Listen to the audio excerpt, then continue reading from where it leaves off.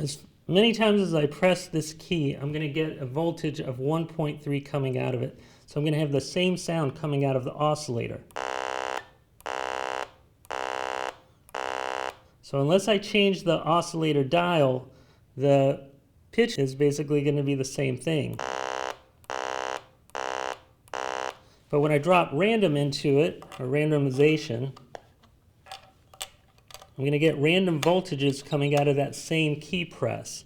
So it's going to take 1.3 volts and convert it to a random number. So let's see that in practice.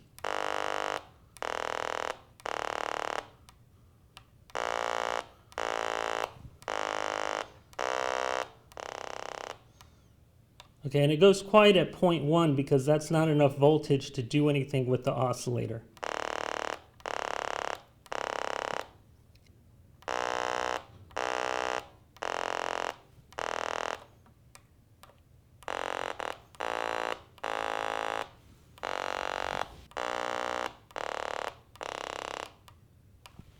Hopefully you're hearing the difference between just a consistent tone coming out of a keyboard and putting randomization after it, so you get these interesting combinations of sounds coming through the oscillator, in part because the voltage is different. Now that's the idea behind sources of uncertainty.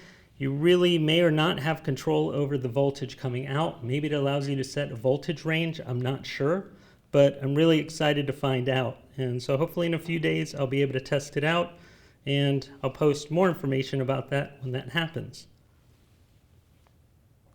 Thanks for listening. My name is Anthony, wishing you the joy of synths.